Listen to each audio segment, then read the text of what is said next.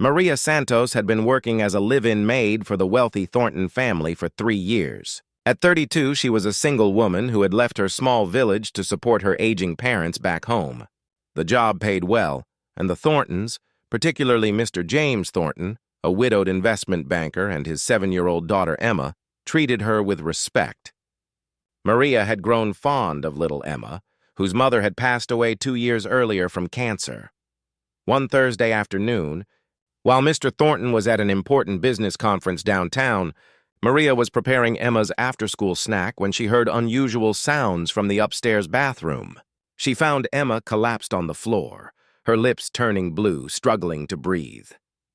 The girl had a severe peanut allergy, and somehow she'd been exposed. Maria's heart raced as she searched frantically for Emma's EpiPen, only to discover it had expired the previous month, something that had slipped everyone's mind during the busy weeks. With no time to waste and the nearest hospital 15 minutes away, Maria made a split-second decision. She scooped Emma into her arms and ran to the garage knowing she didn't have a driver's license. She'd never been able to afford driving lessons or the fees. Getting behind the wheel of Mr. Thornton's expensive Mercedes without permission or proper documentation could cost her everything. Her job, potential legal trouble, even deportation since her work visa was tied to her employment. Part 2. The Race Against Time. Maria's hands trembled as she started the car, her heart pounding so loudly she could hear it in her ears. Emma's breathing grew more labored in the passenger seat beside her. Maria had only driven a handful of times back in her village on old, beat-up trucks, never anything like this luxury vehicle, never on busy American city streets. She pulled out of the driveway, nearly clipping the mailbox, and accelerated toward Mercy General Hospital. The 15-minute drive felt like an eternity. Emma's wheezing filled the car as Maria weaved through traffic, running 2 red lights and honking frantically at cars that wouldn't move. Her mind raced with terror, not just for Emma's life, but for the consequences awaiting her. She thought of her parents who depended on the money she sent home, of the years she'd spent building trust with the Thorntons, all about to crumble. When she screeched into the emergency bay at the hospital, Maria barely put the car in park before rushing Emma through the automatic doors, screaming for help. Medical staff immediately took Emma from her arms and disappeared behind swinging doors. A nurse guided Maria to a waiting area where she sat in shocked silence, her entire body shaking. It wasn't until a security guard approached her about the illegally parked Mercedes that reality crashed down on her. Part 3. The Reckoning Within an Hour. Mr. Thornton burst through the hospital doors, his face pale with fear and his tie loosened from running. The hospital had called him immediately. He found Maria in the waiting room, tears streaming down her face as she tried to explain to a police officer why she'd been driving without a license. When James saw her, confusion and panic warred on his features. "Where's Emma? What happened?" he demanded. A doctor emerged at that moment with good news. Emma was stable. They'd administered epinephrine, and she would make a full recovery. The relief that washed over James's face was immediate, but then his eyes turned to Maria, and she saw the questions forming. The story came tumbling out, the expired EpiPen, the impossible choice, the illegal drive.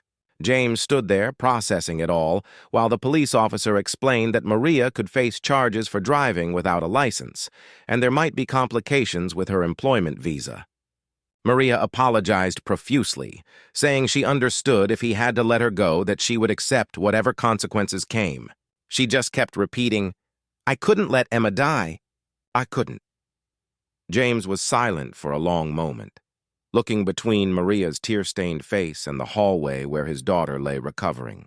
The police officer asked him if he wanted to press any additional charges since it was his vehicle. Everyone waited for his response. Part 4. The Unexpected. Gift James Thornton's eyes welled with tears as he looked at Maria. Instead of anger, his face showed something entirely different, profound gratitude mixed with shame. "Press charges?" he said quietly to the officer. "This woman just saved my daughter's life because I was too careless to check an expiration date." He turned to Maria and did something that shocked everyone in that waiting room. He pulled her into a tight embrace. Thank you, he whispered, his voice breaking. Thank you for being braver than I could ever be. Thank you for loving my daughter enough to risk everything.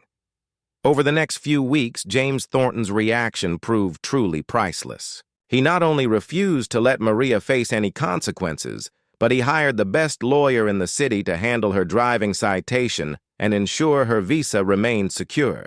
He paid for her to attend a proper driving school and bought her a reliable used car of her own.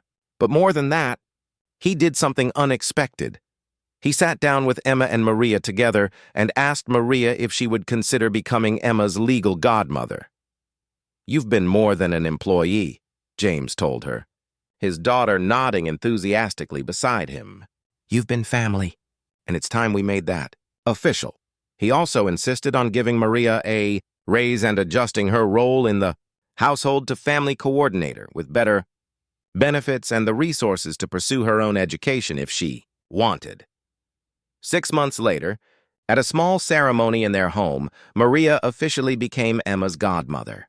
As she stood there with the Thorntons, Maria thought about that terrifying drive to the hospital, how she'd risked everything in a single moment.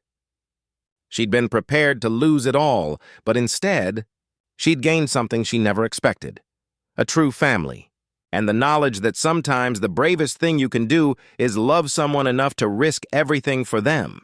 James's reaction hadn't just been priceless, it had been life-changing, proving that true character shows itself not in the easy moments, but in how we respond when someone sacrifices everything for those we love.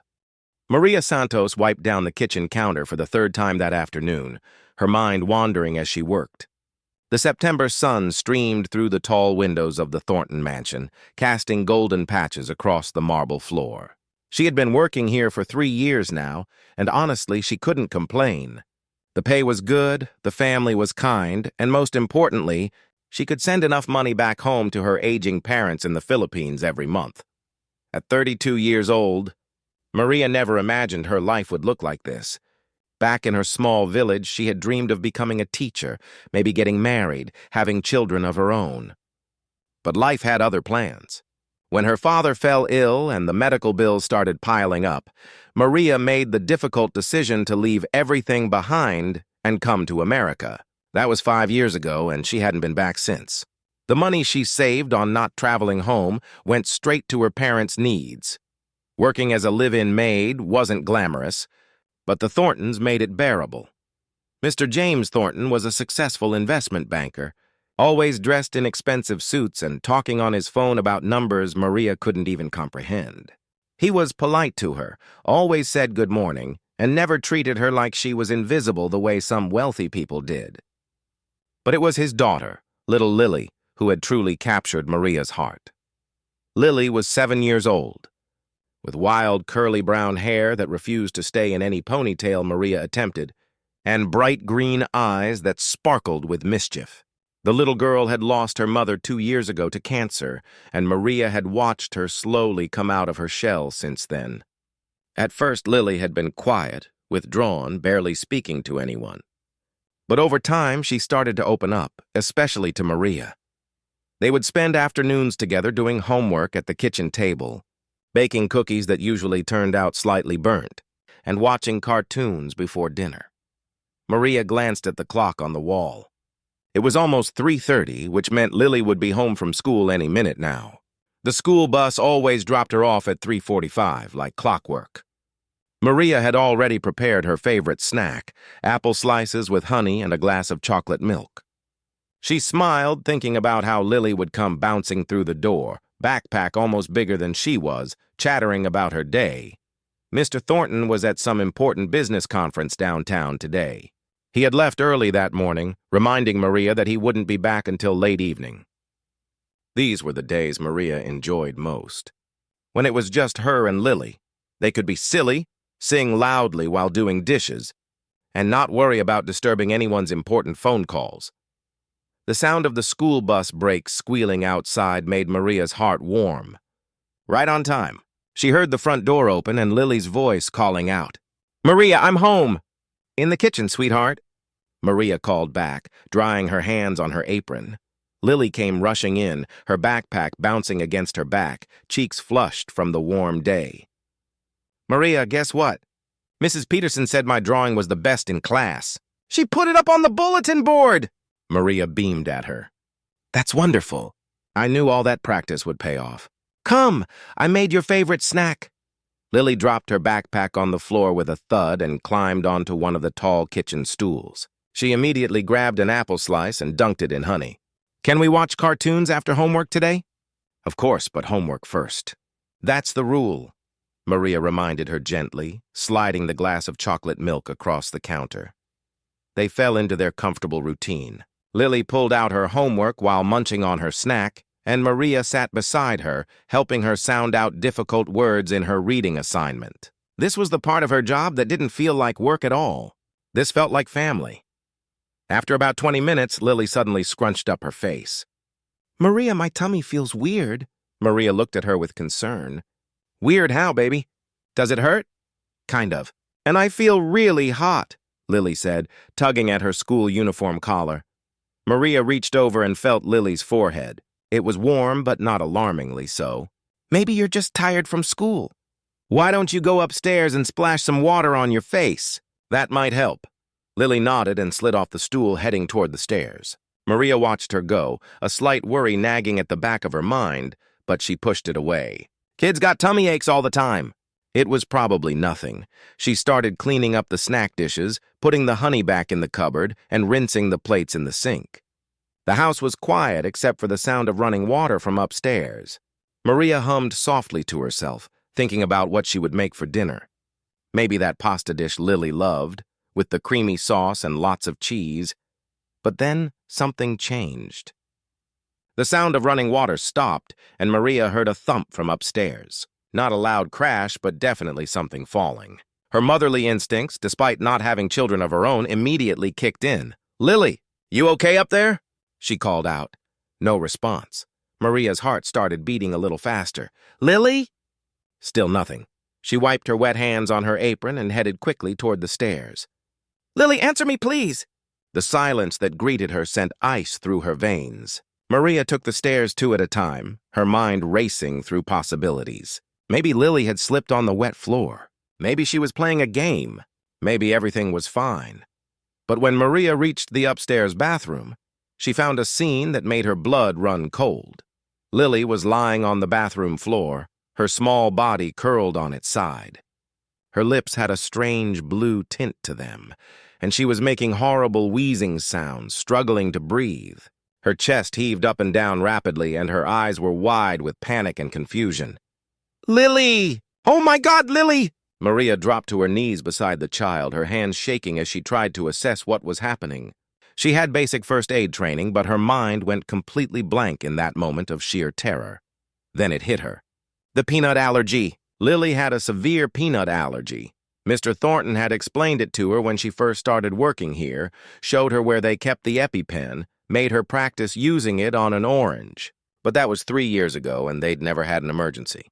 Lily was always so careful, and they never kept peanuts in the house. But wait, the honey. Maria's stomach dropped. Had the honey been contaminated somehow? Sometimes honey could be processed in facilities that also handled nuts. Or maybe something at school. It didn't matter right now how it happened. What mattered was that Lily couldn't breathe, and her lips were turning blue. "It's okay, baby. It's okay. I'm here. I'm going to help you," Maria said, trying to keep her voice calm even though inside she was screaming with panic. She carefully lifted Lily into a sitting position, hoping it might help her breathe easier. She had to get the EpiPen. That's what it was for, severe allergic reactions. Maria gently laid Lily back down and ran to Mr. Thornton's study, where they kept the medical supplies in a locked drawer. Her hands fumbled with the key, precious seconds ticking by. Finally, she got it open and grabbed the bright yellow EpiPen case. Racing back to the bathroom, Maria opened the case with trembling fingers. But when she looked at the device, her heart sank even further. There was a small sticker on it, an expiration date. She had to squint to read it, because her eyes were blurring with tears. August 2024, last month. The EpiPen had expired last month. How had this happened? How had all of them, her, Mr. Thornton, even the family doctor, forgotten to replace it? In the chaos of busy schedules and daily life, this one critical thing had slipped through the cracks. Maria looked at Lily, whose breathing was getting worse, more labored. The little girl's eyes were starting to close. She was losing consciousness. Maria knew enough to understand that this was bad, very bad. Without epinephrine, an anaphylactic reaction like this could be fatal within minutes. She grabbed her phone and dialed 911 with shaking hands. "Please, my little girl, she can't breathe. She has allergies. She needs help." The operator's calm voice came through. "Ma'am, I need you to stay calm." "What's your address?" Maria rattled off the Thorntons' address, her words tumbling over each other. "An ambulance is on the way. They'll be there in approximately 15 minutes. 15 minutes. Maria looked at Lily, at her blue lips, at her struggling chest. 15 minutes might as well be 15 hours. The little girl didn't have 15 minutes. "Please, hurry, please." Maria begged into the phone. "The paramedics are coming as fast as they can, ma'am. Stay on the line with me." But Maria's mind was racing. Mercy General Hospital was only about 15 minutes away if you drove fast. The ambulance would have to come from the station, which was in the opposite direction, then navigate traffic, then get back here, then take Lily to the hospital. That could be 20-25 minutes, maybe more. She looked at Lily again. The child was barely conscious now, her breathing shallow and raspy. Maria made a decision in that split second that would change everything. "I'm taking her to the hospital myself," she told the operator, and hung up before the woman could respond. She scooped Lily into her arms. The little girl felt so light, so fragile, and ran down the stairs as fast as she dared. Her mind was calculating, planning, panicking all at once. The garage, Mr. Thornton's car. She had to use his car. But there was one massive problem, one that made Maria's hands sweat and her heart pound even harder than it already was. She didn't have a driver's license. Not an American one, not any kind of legal permission to drive in this country. Maria stood in the garage, Lily limp in her arms, staring at Mr. Thornton's sleek black Mercedes. The car gleamed under the fluorescent lights, looking expensive and intimidating. Her whole body was shaking, not just from fear for Lily, but from what she was about to do.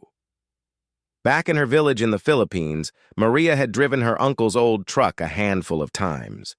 Maybe 5 or 6 times total, and that was years ago.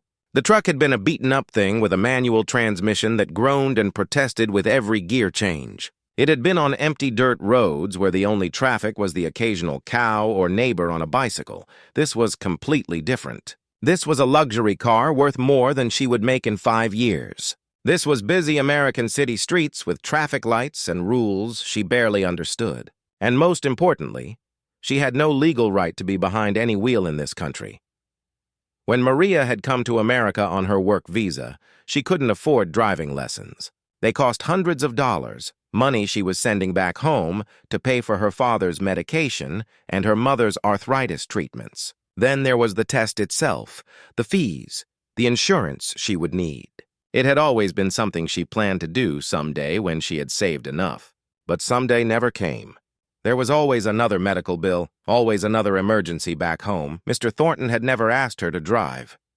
He had his own car, and on the rare occasions when Lily needed to go somewhere while he was working, he would arrange for a car service. Maria's job was inside the house, cooking, cleaning, caring for Lily, not driving, but now, looking down at Lily's blue lips, hearing her terrible, struggling breaths, Maria knew she had no choice. The law didn't matter. Her fear didn't matter. The only thing that mattered was getting this child to the hospital before it was too late. "Please, God, help me," Maria whispered, adjusting Lily in her arms. She managed to open the back door of the Mercedes and carefully laid Lily across the back seat.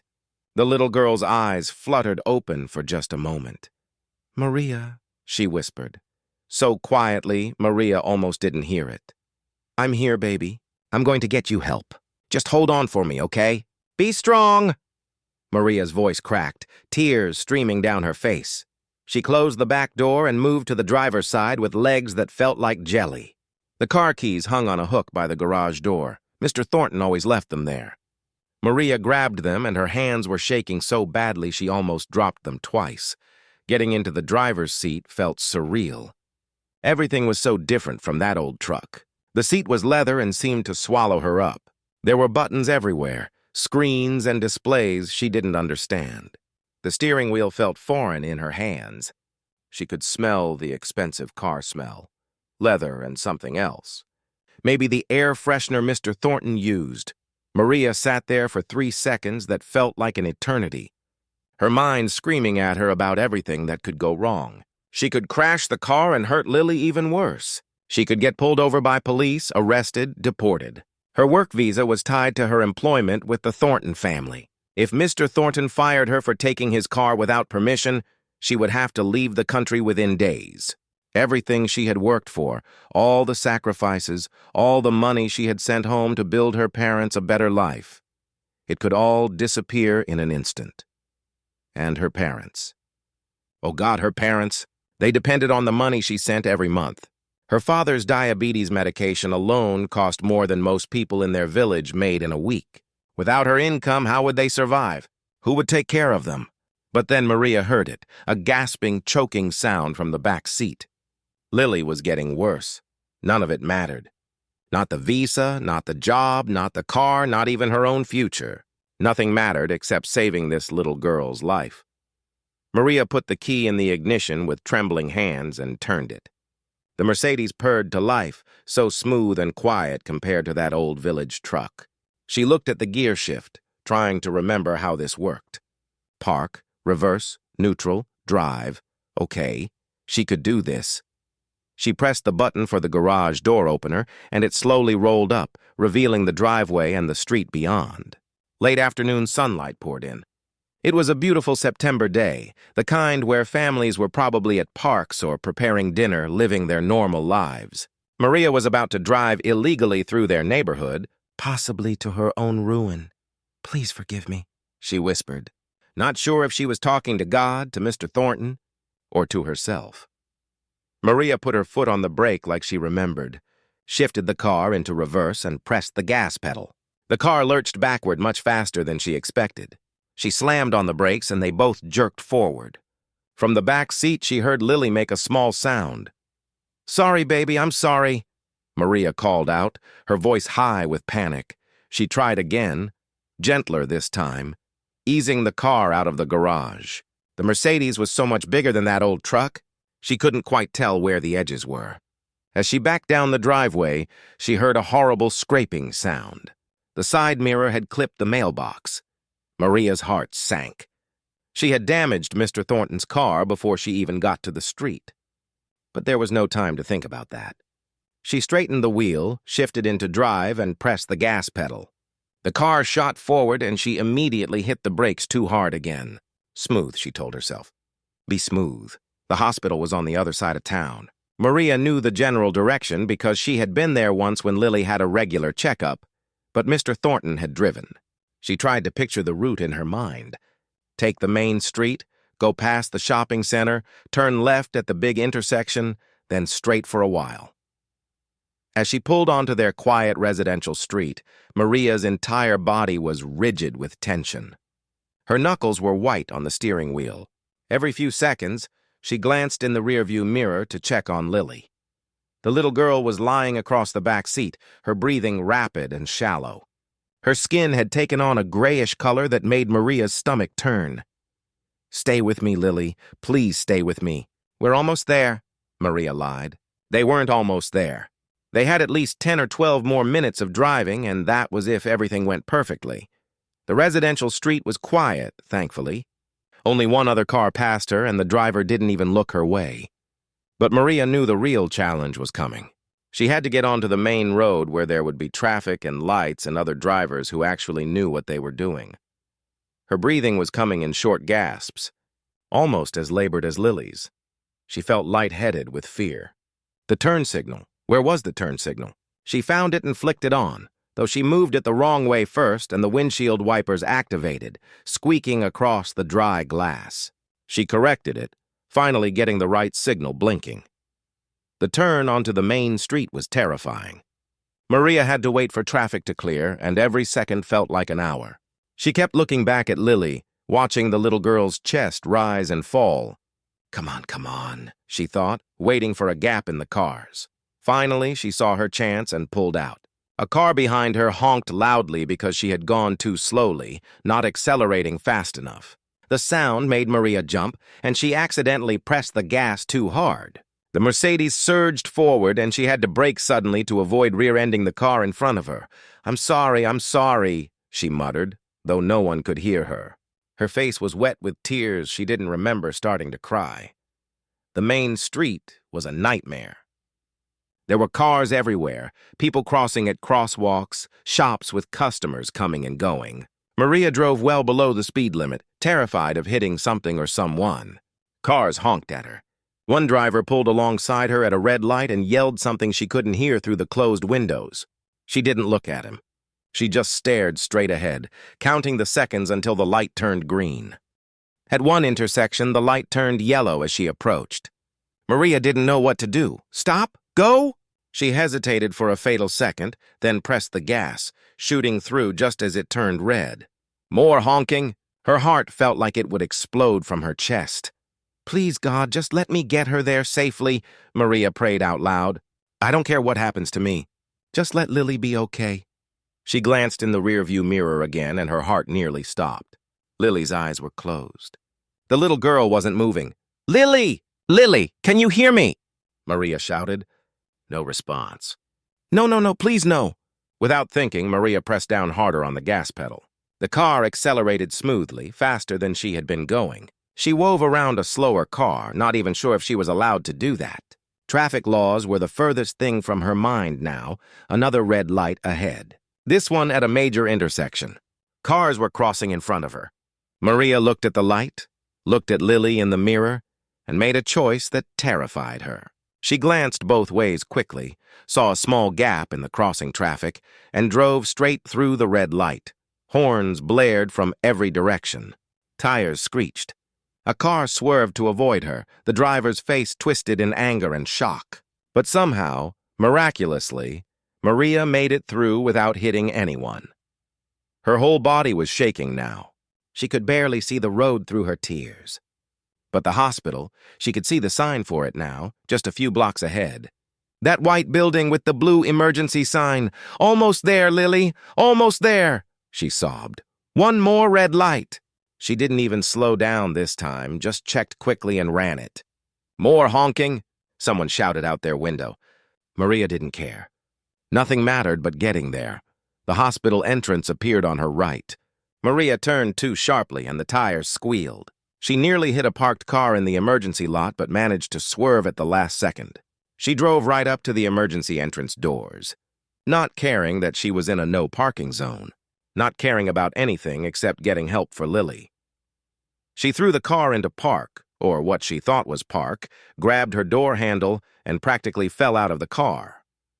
Her legs were shaking so badly she almost collapsed. She yanked open the back door and scooped Lily into her arms. The little girl felt so light, so still. Too still! Help! Maria screamed, running toward the automatic doors. Someone help, please! She can't breathe! The doors slid open and Maria stumbled into the bright emergency room, still screaming for help. Several people in scrubs looked up immediately. A nurse came running toward her. Please, she has allergies. She can't breathe. Her lips are blue. Please help her. The words tumbled out of Maria in a rush, half in English, half in Tagalog, without her even realizing it. The nurse took one look at Lily and shouted, Code Blue! Pediatric anaphylaxis. Get a crash cart! She took Lily from Maria's arms with practiced efficiency. Suddenly there were people everywhere. Doctors, nurses, someone with a gurney. They laid Lily down and surrounded her, blocking Maria's view. Someone was calling out medical terms she didn't understand. She heard intubate and epi and other words that meant nothing to her panicked brain. Ma'am, I need you to step back, a large security guard said gently, putting a hand on Maria's shoulder. No, that's my... Maria started to say daughter, but caught herself. I'm her caregiver. I need to be with her. The doctors need room to work. Come with me, and we'll get her information. Maria let herself be led to a small waiting area just outside the trauma room. Through the windows, she could still see figures moving around Lily's small body. A nurse came out and started asking questions. What was the child's name? Age? Medical history? Allergies? What had she been exposed to? Maria answered everything on autopilot, her eyes never leaving that window. What had she done? Had she gotten Lily here in time? And what was going to happen now? It was only when another security guard approached her, asking about the Mercedes parked illegally at the entrance with the driver's door still open, that Maria realized the full weight of what she had done. She had driven without a license. She had run at least 2 red lights, maybe more. She couldn't even remember. She had taken Mr. Thornton's car without permission. She had damaged it.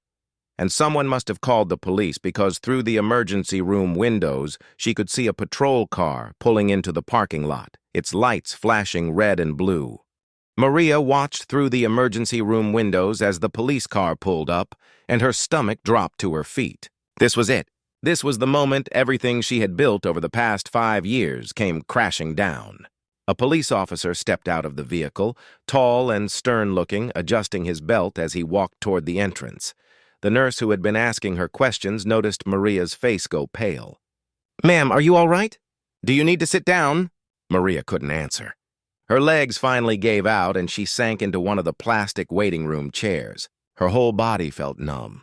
She watched the officer enter through the automatic doors, his eyes scanning the emergency room until they landed on the security guard, who immediately pointed in Maria's direction. "Dear God," Maria whispered, clutching her hands together. They were still shaking, and she noticed for the first time that there was a small cut on her palm. She must have scraped it on something when she was pulling Lily from the car, but she hadn't even felt it until now. The police officer walked toward her with deliberate steps. Maria's mind was racing through everything that was about to happen. She would be arrested. They would call immigration. Her visa would be revoked. She would be deported back to the Philippines, and her parents, oh, her poor parents. Who would take care of them? Her father needed his insulin. Her mother could barely walk some days because of her arthritis. The money Maria sent home every month was what kept them alive. And Mr. Thornton. What would he think of her? She had taken his car, damaged it, driven it illegally through the city. She had put other people at risk by running those red lights. What if she had caused an accident? What if someone had been hurt because of her reckless driving? "Ma'am?" The officer's voice cut through her spiraling thoughts. He was standing right in front of her now. "I'm Officer Chen. I need to ask you some questions about the vehicle outside." Maria looked up at him, tears streaming down her face. "I know," she managed to say, her voice barely a whisper. "I know I wasn't supposed to drive. I don't have a license. The little girl, she couldn't breathe and I didn't know what else to do." Officer Chen's expression softened slightly. He pulled out a small notepad. "Let's start from the beginning. What's your name?" "Maria Santos." "And the child who was brought in, what's her name and your relationship to her?" "Lily Thornton." "I'm her. I work for her father. I'm their housekeeper. I take care of her." Maria wiped her eyes with the back of her hand. "Is she going to be okay? Have the doctors said anything?" "I don't have that information yet, ma'am." "Can you tell me what happened?" So Maria told the story again, her words tumbling out between sobs. She explained about finding Lily on the bathroom floor, about the expired EpiPen, about the impossible choice she had faced. She didn't try to make excuses or hide anything. What was the point? She had broken the law. Multiple laws, probably. Officer Chen wrote everything down, his pen scratching across the notepad. When Maria finished, he looked at her for a long moment. "Ma'am, you understand that driving without a license is a serious offense? And running red lights? I've already reviewed the traffic camera footage from 2 intersections. You could have caused a major accident." "I know," Maria said, fresh tears spilling down her cheeks. "I know, and I'm sorry. I couldn't let her die. I couldn't just sit there and wait." She was turning blue. She stopped responding. "I thought she was going to die right there in my arms." Before Officer Chen could respond, a commotion erupted near the emergency room entrance. A man in a business suit came rushing through the doors, his tie loose and his usually perfectly styled hair disheveled. It was Mr. Thornton. "Where is she?" he shouted to no one in particular. "Where's my daughter? I got a call from the hospital. Where is Lily?" A nurse hurried over to him. "Mr. Thornton, your daughter is being treated right now. She's stable." "Stable? What does that mean?" What happened? His eyes were wild with panic. Then he spotted Maria sitting in the waiting area with the police officer standing over her, and confusion flooded his face. Maria? What's going on? Maria couldn't meet his eyes. She looked down at her lap, shame washing over her in waves. This man had trusted her with his most precious thing in the world, and she had let him down. The EpiPen should have been replaced. She should have noticed it was expired. She should have been more careful with what Lily ate. Mr. Thornton strode over to them, looking between Maria and Officer Chen. Someone tell me what happened. Right now. The nurse who had been speaking with him followed quickly behind. Mr. Thornton, your daughter had a severe allergic reaction. She was brought in by, she glanced at her notes, by Mrs. Santos here. The paramedics stabilized her. She received epinephrine, and she's breathing on her own now. The doctor will be out to speak with you shortly. Relief washed over Mr. Thornton's face, but only for a moment. Then he looked at Maria again, really looked at her, and seemed to notice her tear-streaked face, her trembling hands, the police officer standing nearby. I need to speak with this young woman, Officer Chen said to Mr. Thornton. Are you the owner of the black Mercedes parked outside? Yes, that's my car. Why? Mr. Thornton's eyes widened as understanding started to dawn. Wait, Maria, did you drive my car here? Maria finally forced herself to look at him. She nodded, unable to speak. But you don't have a license, Mr. Thornton said slowly, still trying to piece everything together.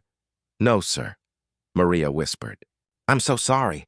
I damaged your car. I hit the mailbox backing out, and I don't know what else. I ran red lights. I drove badly. I know I shouldn't have, but Lily, she couldn't breathe. And the EpiPen was expired, and the ambulance was going to take too long. And I thought she was dying, Mr. Thornton. I thought I was watching her die. The words came out in a rush, and by the end, Maria was sobbing so hard she could barely get them out. I'm so sorry. I know you have to fire me. I know I'm going to be in trouble with the police and with immigration. I couldn't let her die. I couldn't. Mr. Thornton stood there, frozen, processing everything Maria had just said. Officer Chen cleared his throat. Mr. Thornton, I need to know if you want to press charges for unauthorized use of your vehicle. Ms. Santos has already admitted to driving without a license, which is a misdemeanor. But if you want to add press charges? Mr. Thornton's voice came out strange, tight. He was staring at Maria like he was seeing her for the first time. You're asking me if I want to press charges against the woman who just saved my daughter's life? Sir, she did break several traffic laws and she took your vehicle without permission. Because the EpiPen was expired. Mr. Thornton's voice rose and several people in the waiting room looked over. Because I was too busy with work to check the expiration date. Because I wasn't there when my daughter needed me. Because this woman, he gestured at Maria, she risked everything to save Lily when I wasn't there to do it myself. Officer Chen remained professional. Sir, I understand you're emotional right now, but emotional? Mr. Thornton laughed, but there was no humor in it. My 7-year-old daughter almost died today because of my negligence, and this woman, who probably makes in a month what I spend on a single dinner, she risked her job, her visa, her entire future to save her. And you want me to press charges? Maria watched this exchange through her tears, unable to believe what she was hearing. Mr. Thornton wasn't angry at her. He was angry at himself. Mr. Thornton. A doctor in blue scrubs approached them, and everyone immediately turned to her. I'm Dr. Patel. I've been treating your daughter. Is she okay? Can I see her? Mr. Thornton asked urgently. She's going to be fine, Dr. Patel said with a reassuring smile. It was a severe anaphylactic reaction, and it's very fortunate she got here when she did. Another 5 minutes, maybe 10, and we would have been having a very different conversation. We've given her epinephrine and antihistamines, and she's breathing normally now. We're going to keep her overnight for observation, but I expect a full recovery. Mr. Thornton's knees seemed to buckle. He reached out and grabbed the back of a nearby chair for support. Thank God, he breathed. Thank God. Can I see her now? Yes, of course. Follow me. Dr. Patel started to lead him away, then paused and looked back at Maria. Are you the one who brought her in? Maria nodded. You saved her life, the doctor said simply. I want you to know that. If she had waited for an ambulance, or if you had hesitated even a few more minutes, we would be having a very different outcome. You made a brave choice. Maria couldn't respond. She just nodded again, more tears falling. Mr. Thornton looked at Officer Chen. I'm not pressing any charges. That's my final answer. Now, if you'll excuse me, I need to see my daughter. He disappeared through the doors with Dr. Patel, leaving Maria alone with the police officer again. Officer Chen sighed and closed his notepad. Ma'am, even without the vehicle owner pressing charges, I still have to cite you for driving without a license. And the red light violations. Those were caught on traffic cameras. You'll receive tickets in the mail. I understand, Maria said quietly.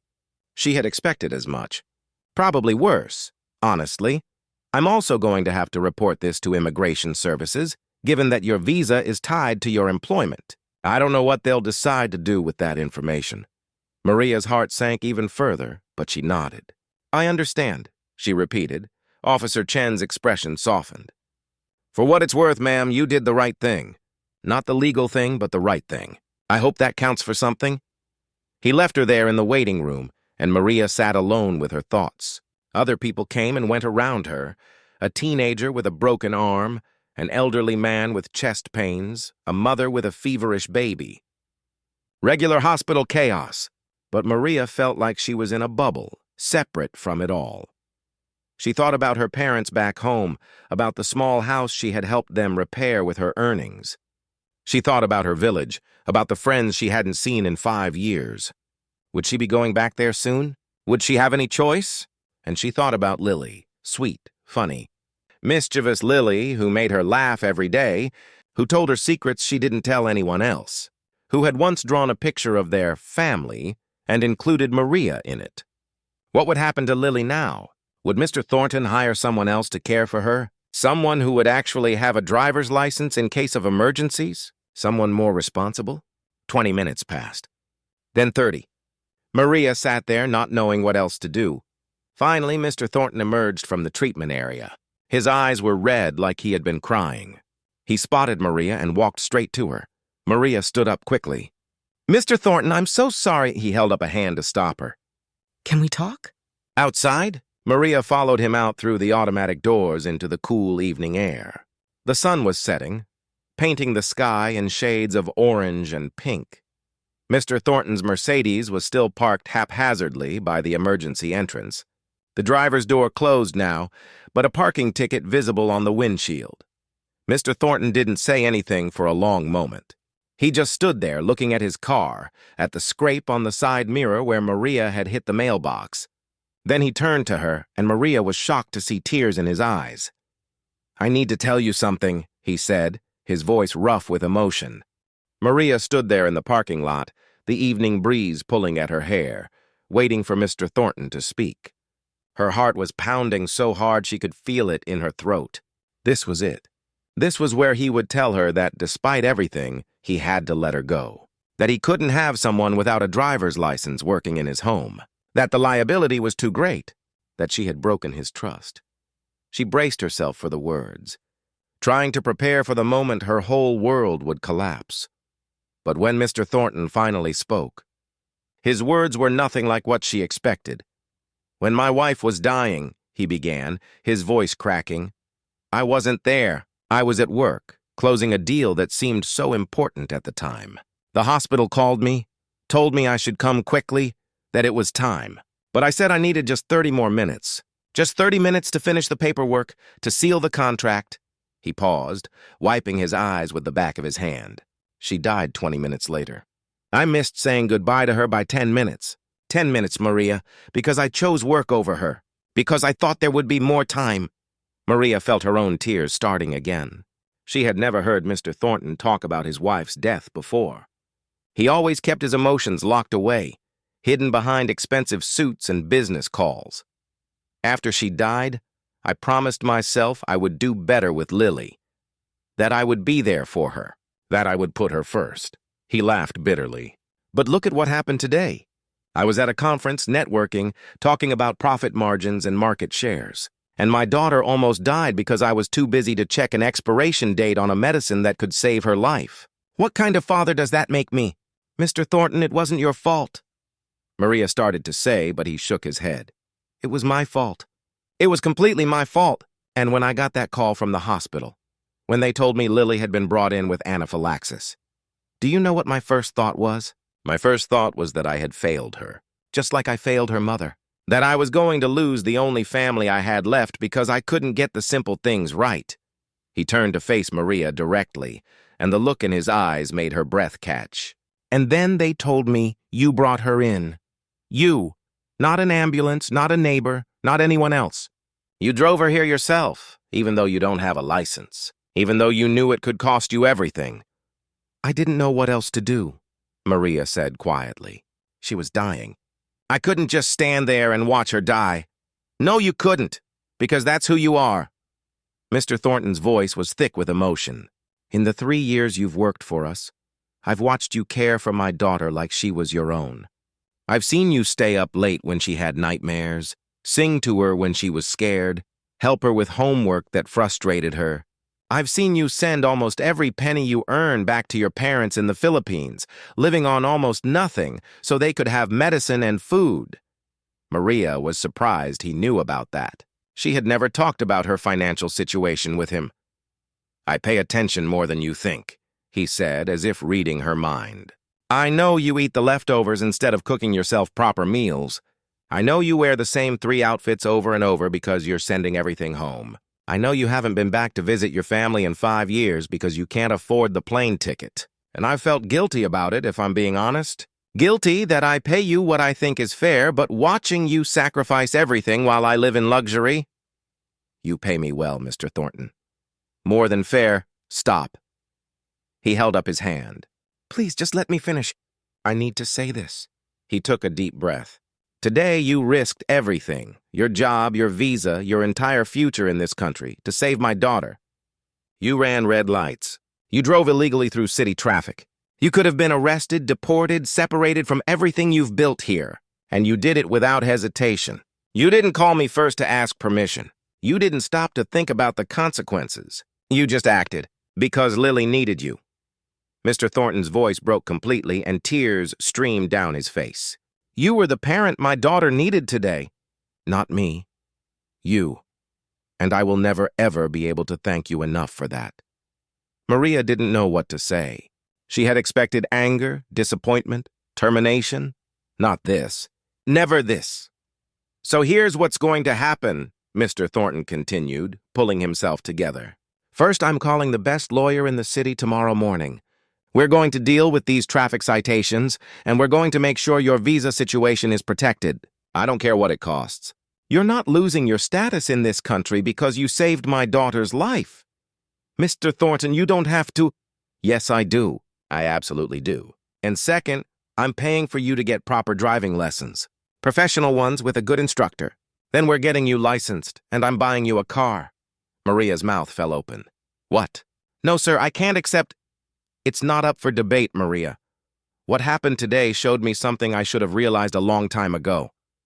You need to be able to drive, not just for emergencies, but because you deserve that independence. You deserve to be able to go to the grocery store without taking 2 buses. You deserve to be able to visit friends, explore the city, live your life. And frankly, from a practical standpoint, you need to be able to get Lily to the hospital if something like this ever happens again. He said it so matter-of-factly, like he wasn't offering her something that would cost thousands of dollars, something she had dreamed about but never thought possible. I don't know what to say, Maria whispered. You don't have to say anything, but there's more. Mr. Thornton paused, seeming to gather his thoughts. I've been thinking about this for a while, actually, but today crystallized it for me. I want to change your position in our household. Maria's heart skipped. Here it was. The firing. Dressed up in kind words and generous gifts, but still a firing. I don't want you to be our housekeeper anymore, Mr. Thornton said. Maria felt the ground shift beneath her feet. Despite the gifts he had just promised, despite his kind words, this was still the end. Tears began flowing freely down her face. I want you to be Lily's legal godmother, he finished. Maria was sure she had heard him wrong. What? I've been thinking about what would happen to Lily if something happened to me. I have a sister, but she lives in London and barely knows Lily. I have parents, but they're in their 80s and not in good health. The truth is, if something happened to me, Lily would end up with strangers, or in a system that wouldn't care about her the way she deserves. He looked at Maria with an intensity that made her realize he had been thinking about this for a long time. But you already love her like she's your own. You already sacrifice for her, care for her, protect her. Today, you literally risked everything for her. So I want to make it official. I want you to be her godmother, with legal standing. If anything ever happens to me, I want to know that Lily will be with someone who loves her. Mr. Thornton, I don't know if I'm worthy of that. I'm just what? Just the woman who raised my daughter for the past 3 years while I was too busy with work? Just the woman who rushed her to the hospital today and saved her life? Just the woman who has shown my daughter more consistent love and care than anyone else since her mother died? His voice was gentle but firm.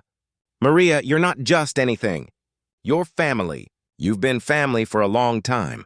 It's time we made it official. Maria couldn't speak. She could barely breathe. The weight of what he was offering, the trust, the honor, the responsibility, was overwhelming. There's one more thing, Mr. Thornton said, and before you argue, this is also non-negotiable. I'm giving you a raise, a substantial one, and I'm changing your title from housekeeper to family coordinator. You'll still help around the house, but your primary responsibility will be Lily's well-being and managing our family's needs. It's a role that deserves proper compensation and recognition. Sir, I can't. This is too much. It's not too much. If anything, it's not enough. He pulled an envelope from his jacket pocket. This is for your parents. It's enough to cover your father's medication for the next year and to get your mother the knee surgery she's needed but couldn't afford. Please don't argue with me about this. Consider it a bonus for 3 years of excellent work and for saving my daughter's life today. Maria took the envelope with shaking hands, afraid to even look inside. Mr. Thornton, why are you doing all this? Because today you showed me what real courage looks like, what real love looks like. You had everything to lose and nothing to gain, and you still chose to save my daughter. That kind of selflessness is rare, Maria.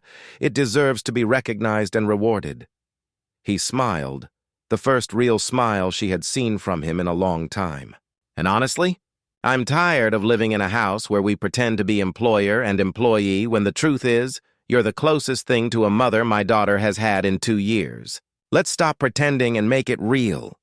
They stood there in the parking lot as the sun finished setting, the sky now a deep purple.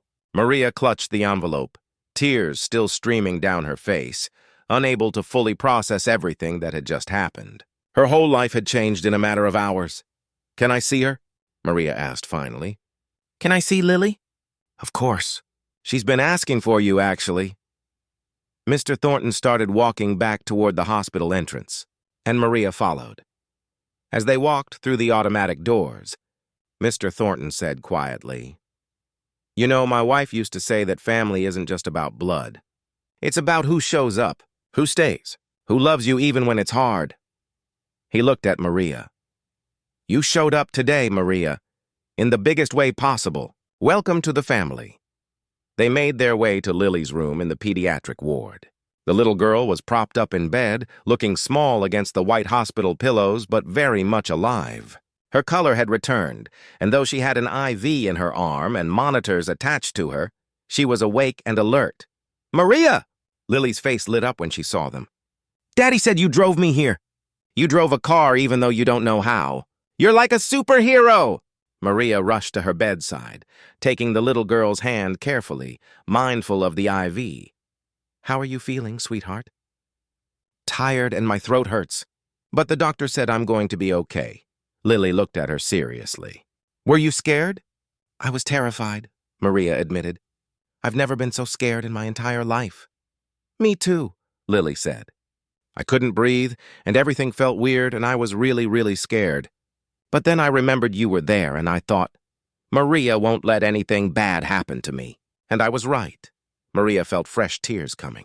I will always be there for you, Lily. Always. Promise? I promise. Mr. Thornton came to stand beside them, putting his hand on Maria's shoulder. Lily, I have something to tell you. Something important. Maria is going to be your godmother now. That means she's officially part of our family. What do you think about that? Lily's eyes went wide, and then the biggest smile broke across her face. Really? Really, really? Maria's going to be my family forever? Forever, Mr. Thornton confirmed. That's the best news ever. Lily tried to sit up excitedly, and both Maria and Mr. Thornton gently pushed her back down. Easy, sweetheart, Maria said. You need to rest, but I'm too happy to rest. Can Maria stay here with me tonight? Please, Daddy. Mr. Thornton looked at Maria. Would you like to? I can have someone bring you a change of clothes, something to sleep in. Maria nodded, not trusting her voice. That night, Maria slept in an uncomfortable chair next to Lily's hospital bed, listening to the steady beep of the monitors that assured her the little girl was okay. Every time Lily stirred or made a sound, Maria was instantly awake, checking on her. Around 2 in the morning, unable to sleep, Maria pulled out her phone and looked at the envelope Mr. Thornton had given her. Inside was a check for an amount that made her gasp out loud, enough to indeed cover her father's medication for a year and her mother's surgery, with money left over. She thought about calling her parents right then, but the time difference meant they would be asleep. It could wait until morning. She looked at Lily, sleeping peacefully now, her chest rising and falling with normal, easy breaths. Just 12 hours ago, Maria had been watching those same breaths come in desperate, wheezing gasps. 12 hours ago, she had made the decision to get behind the wheel of a car, knowing it could cost her everything, and it had changed everything, just not in the way she had feared. She had driven illegally through city streets, running red lights, terrified out of her mind. She had expected to lose her job, her visa, her future. Instead, she had gained a family. Real legal standing as Lily's godmother, security for her parents, a path to independence she had never dreamed possible. Maria thought about her village back home, about the dreams she had given up when she came to America. She had thought she was sacrificing her chance at family, at belonging, at being something more than just hired help. But somehow, through a day of terror and desperate choices, she had found all of those things anyway. Thank you, she whispered into the quiet hospital room, not sure if she was talking to God or to fate or to the universe itself. Thank you for giving me the courage to do the right thing. Thank you for this family. Lily stirred in her sleep and mumbled, Love you, Maria. I love you too, sweetheart, Maria whispered back, taking the little girl's hand gently. I love you too. Outside the hospital window, the city lights twinkled in the darkness. Somewhere out there, traffic cameras had footage of Maria running red lights in a Mercedes she had no legal right to drive. Somewhere out there, paperwork was being filed about traffic violations and immigration concerns, but none of that mattered right now. Right now, Maria was exactly where she was supposed to be, watching over a child who had become her daughter in every way that mattered, part of a family that had formed not through blood, but through choice, sacrifice, and love. She had risked everything to save a child. And in return, she had been given everything she had ever wanted. Mr. Thornton's reaction hadn't just been priceless, it had been life-changing. For all of them.